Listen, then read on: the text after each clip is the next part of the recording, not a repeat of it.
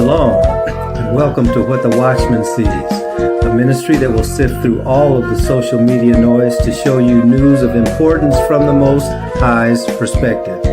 As watchmen, we are here both to warn of dangers and give biblical answers for dwelling in the secret place of the Most High during these times of confusion. Tell your family and friends to like, share, and subscribe as we delve into what Yahweh has for us, the apple of his eye. Let's get to work.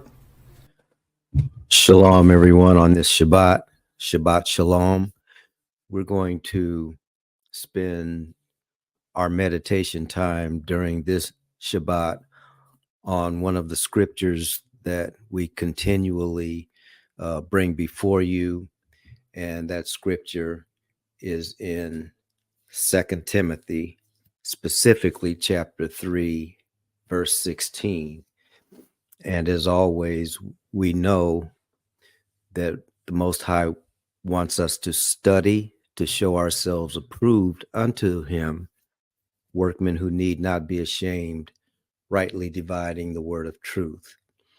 So as we begin our meditation, we're going to spend it on 2 Timothy chapter 3, verse 16. What we're going to do on this occasion is to look at this verse, which is before you in the King James Version from the Blue Letter Bible. But we're going to go a little bit deeper into that particular scripture itself. So again, it reads, all scripture is given by inspiration of Yahuwah and is profitable for doctrine, for reproof, for correction, for instruction in righteousness. And then the next verse says that the man or the person of the Most High may be perfect or complete, thoroughly furnished unto all good works.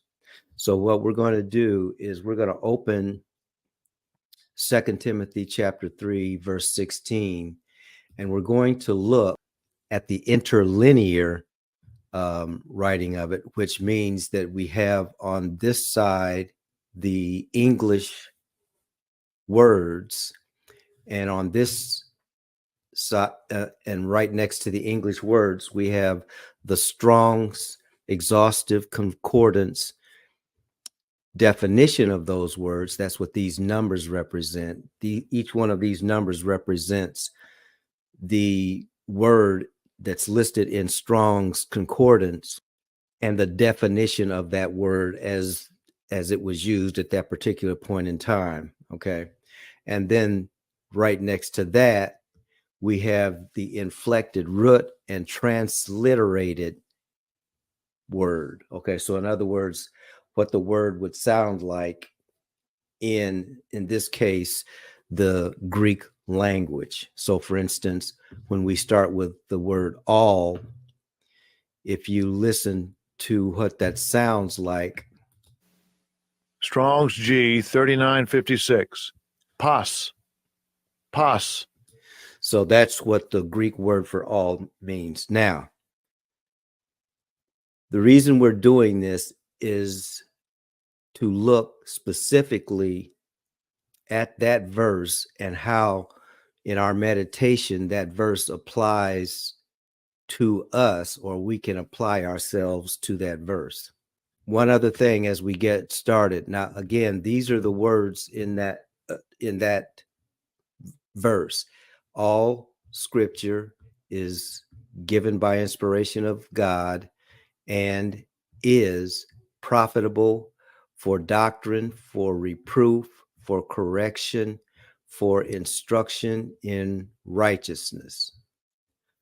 Now, you can see that, for instance, this word here that is in brackets is, that means that that word is not in the original text. What the authors have done, or what the editors have done, is to insert that word seemingly so that we can understand the context better. Okay, so I'm not ascribing any positive or negative conclusion to that, but that whenever we translate, that is what we see, especially in the King James Version, is pretty obvious. Now, the next one where it says is given by inspiration of God, in English, that's 1, 2, 3, 4, 5 words. In the Greek, it's one word. Let you hear Strong's that. G 2315. Theanustos. Theanustos. Noustas. So that's one word in the Greek, but in our English language, it's given by inspiration of God. You see the idea. Okay. So what we're going to do is look at this scripture in order for us to understand the true meaning of it. We are looking at it from what it actually says. All right. Because it's such an important scripture. That's why the scripture is used at the beginning of each one of the Bible lessons or the meditations that we do, because there's this premise, and the premise is that we can rely on scripture because the Most High breathed it, and therefore the breath of life is in the words. All right. But in order for us to completely understand that, then we also have to understand the meaning of the words. Okay, so we're going to take a deeper dive and look at each one of these words. All right. Now, what we're not going to do is examine the words that are in brackets, because, again, those are not a part of the actual Greek sentence. All right. So there will be no is. All right. So actually, the way that it's reading is all scripture given by inspiration of God and profitable for doctrine, for reproof, for correction, for instruction in righteousness. That's how it would read. Okay. And as you can see, that's not a complete sentence yet. But in any case, we're sort of getting ahead. So let's look at, first of all, well, what did the author mean when the author wrote all? So that's where we go to Strong's and we look at the definition for the word all. We see that the word all is pas. It is an adjective. Okay. And the biblical usage is what we're looking at. So it can be seen individually, it can be seen collectively. Individually, it means each, every, any, all, the whole, everyone, all things, everything. Now, that does not mean that we can just pick and choose which one of those definitions applies to all in this context. And that's an important aspect. When you're studying scripture, you do have to understand that these definitions actually are representative of these, the way it's translated in these situations. All right. And so what I mean by that is in Strong's, the word all is used 1,243 times. When it comes to just the word all, it's used 748 times. But it also is used as all things 170 times. It's used as every in 117 times. All men, whosoever, you get the point. Okay. So we need to try to be as accurate as possible when we're looking at this word all as it relates to 2 Timothy chapter 3, verse 16. So in Strong's, all of this information are the examples of how that word is used as it relates to specific scriptures. So again, it says in the first example, adjectively and with anotherous nouns. So in other words, it's an adjective and it's used with these types of nouns. And so then it gives the example, any and every. So any and every is when all is used with these certain nouns, that's what it means. So that's one place. Another place is any and every or of every kind. So that's another place where all is used. And then it goes further. The third example is with C, the whole. Why is this important? Because the whole, all is used in the whole, is how it's used in 2 Timothy chapter 3:16.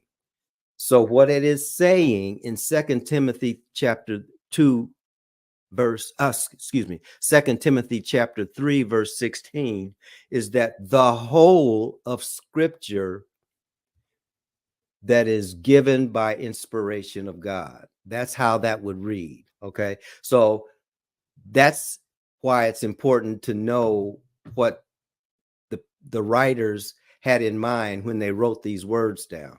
Okay, so we're going to keep going. That was just one, though. That's just all. Okay, so let's look back now. The next one is scripture. We do the same thing with the word scripture. Scripture is the Greek word. I'll let him do it. Strong's G 1124. Graphe.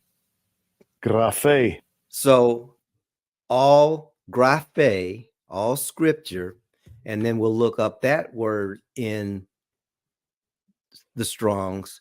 Graphe is a feminine noun, and it doesn't have to do with gender, by the way, but that's a whole, we can talk about that at some other point, okay?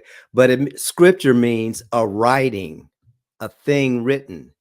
The scripture used to denote either the book itself or its contents, a certain portion or section of the Holy Scripture. Notice it says a certain portion or section of the Holy Scripture. So you can do the same thing, and we see when we go down to the definition of strong in the Strong's Concordance that it means a writing or a thing written. And that is found in 2 Timothy chapter 3:16. So what it's saying is the sum total of the writings or the thing that is written, all right? So all that has been written or all that is written, and then it says given by inspiration of God. And when we look that word up, we find that it's actually from two Greek words. It's an adjective also. The first Greek word is theos, which is the Greek word for God or an object of worship. Okay. The second Greek word is, all right, or the Greek word for blow or wind. Strong's G 2315. Theanustos. Theanustos. Okay, so theanustos, that means, now that one is easier because it means inspired by God. And that's why when you hear me say it, because it's talking about wind, what I say is all scripture is God breathed, because it is the breath or the wind of God that is being referred to. So all scripture that is God breathed. All right. So we're going to keep going. All scripture that is God breathed. Then it says and is profitable. So if we look up that word, it's an adjective and it just means profitable. Okay. But it's a form of the English, it profits. Okay. So if we were to look that word up, it means advantage. Okay. So that's what that word means. So all scripture that is breathed by God has an advantage of, and for means pro means for. It has the advantage of doctrine. Now, when we look up the word doctrine, it's a feminine noun and it means teaching or instruction, that which is taught. So all scripture that is breathed by the Most High and it has the advantage of doctrine or teaching or that which is taught or precepts. Okay, so that's what all scripture is. It's also for reproof. And if we look up the word reproof, it means a proof or that by which a thing is proved or tested. So scripture is used as a proof. Okay. And another definition is a conviction. All scripture that is taught is a conviction. And again, all scripture that is taught, breathed, or taught by the Most High is taught as a conviction, is taught as a proof, or that which has been tested. Correction means restoration to an upright or a right state, or it can also mean the improvement of life or character, okay, to an upright or a right state. So that's what that word means, okay? Correction means. And then, of course, instruction is next. Instruction, okay? Let's look at that again. Well, first of all, it's pronounced like this. Strong's G 3809. Paideia. Paideia. So instruction or paideia has to do with training and education of children, which, relates to the cultivation of the mind, the morals, admonitions, and for adults, cultivating of the soul, especially by correcting mistakes. So that's what that Greek word is talking about in this context. So it's doing all of that in righteousness. And that's the last word we're looking at in that verse. Righteousness means the state of him who is as he ought to be. Okay. And so if we elevate that all the way up to heaven, it's the state that the Most High is in. Okay. That's what righteousness is. It's also a doctrine concerning the way in which a man may attain a state of approval of the Most High, which is how do we get approved by the Most High? By being in a state of righteousness, okay, or a condition that the Most High accepts. And certainly that is going to imply integrity, virtue, the purity of life, correctness, rightness. It also has to do, as it says here, with justice or virtue. So again, if we were to look for that word, or for the Bible verse that word is found in, it's in this example: integrity, virtue, purity of life, uprightness, correctness in thinking, feeling, and acting. And so whenever 2 Timothy 3:16 talks about righteousness, that's what it's talking about. Okay, that's how it's translated. We just looked at the entire scripture. So here's how the scripture actually then reads. 2 Timothy 3:16. All scripture breathed by the Most High and profitable for doctrine, for reproof, for correction, for instruction in righteousness. What's the purpose of all scripture? Then we have to go to the next verse. Okay. And the next verse is when it says, so that we, the people of the Most High, may be complete, thoroughly furnished. Now, here's why we're looking at this. The word scripture, let's go back to scripture. It means a writing. Okay. So all writing that is God breathed. Do you see that that's different than saying all scripture is? Okay.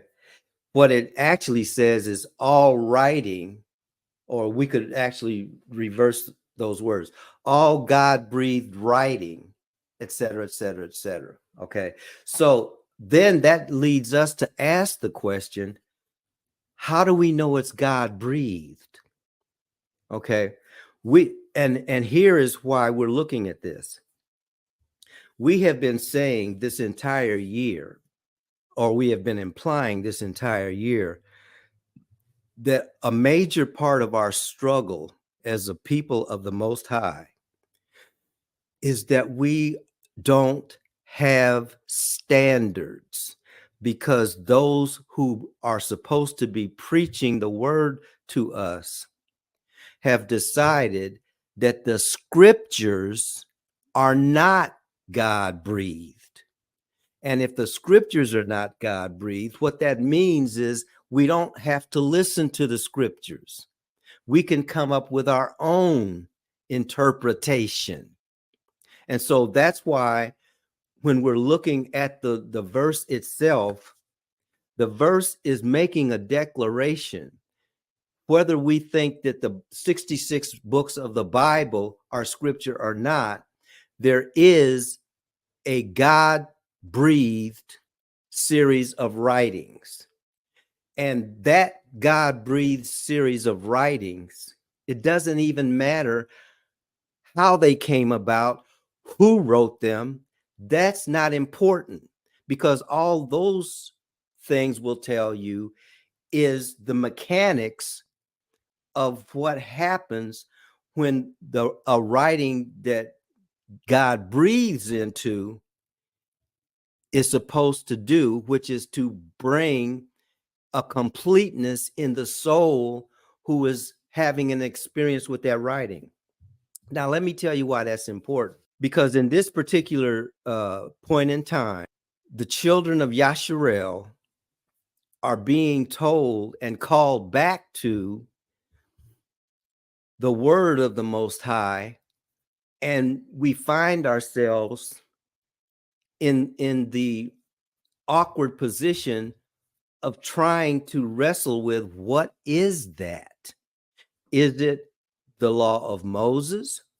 Is it the quote unquote old law? See, that's why we're going through Romans. Okay. Is it the law of sin and death? Is it the law of the spirit of life? What law is it? And how do we know what it is? Okay. So that's why we're looking at 2 Timothy chapter 3, verse 16, the way that it's actually written. Because what it's telling us, and let's go back to it. Okay. What it's telling us is that there is a reason for us to try as best we can to find what God has breathed. Because what he has breathed makes us complete. And it thoroughly furnishes us to all good works.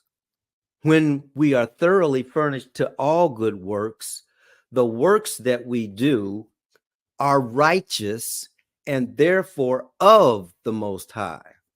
So we should be spending our soul's energy pursuing that, not trying to figure out.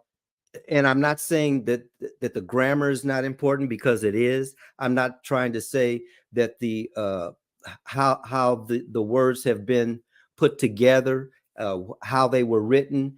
But please understand, when it comes to the 66 books of the Bible, you cannot use an intellectual starting point, because in an intellectual starting point, you have to start with source documents. There are no source documents for any of the writings in the scriptures. Everything is a copy of what had already been written that is no longer physically available. But that does not mean that there is no word from the Lord. What it means is what the scriptures have said in Jeremiah chapter 31, verse 31. In the second, or in the renewed covenant, in the new covenant, The Most High has put his words in our hearts and in our minds. That's what the Shema has told us was supposed to be from the very beginning. So it doesn't matter. Did Moses write it? Did a scribe write it? Is it from the Second Temple period? Those things are nice to know, but the thing that's most important is that the Most High speaks to us, and what the scriptures do is confirm that. So again, when we read what 2 Timothy 3:16 says, it says, all scripture inspired by the Most High and profitable for doctrine, for reproof, for correction, and instruction in righteousness, allows us to be complete. All scripture inspired by the Most High does that. Okay. Now, so if your argument is, well, how do we know what the word of the Most High is? How do we know what scripture is? How do we know what the writing that is inspired by the Most High is? You can't go to the Nicene Council to get that. You can't go to any of those councils that said, okay, we are determining that this is who we should be reading and who we should be listening to. The Most High has already done that. He did it from the beginning. He gave the law to Moses. It was Moses that passed the law down, but Moses was only repeating what was already in the ethers. In Exodus chapter 19, the so-called 10 commandments, Moses compiled what was already there. Those commandments can be found in numerous other places beside the scripture. What he was telling his people is, this is from heaven. So whether Nubians came up with it, whether the people in India came up with it, whether the people in Northern Europe came up with it, it doesn't matter. What matters is, what's the source? The source is heaven. Heaven says, don't have any other gods before the Most High. That's what heaven has said. It doesn't matter where on the earth you are. You should only worship the Most High because he's the one, or take it out of the gender role, because the divine is that which produces and is profitable for what you should know to have a functioning life. That's why we continue to speak 2 Timothy chapter 3:16. So whatever writing reflects the inspiration, the breath of the Most High, that writing is profitable. All right. And what you will find is a consistency. So yeah, that is our meditation for this Shabbat.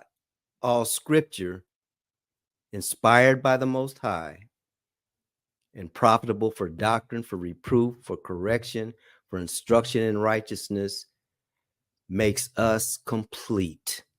We are thoroughly furnished to every good work. That's the point. And when complete people are in control of their own lives, other people around them see that and will elevate those complete people to positions of authority and leadership. And that's how you return the community to a functioning state. Nothing else will do that except the breath of the Most High.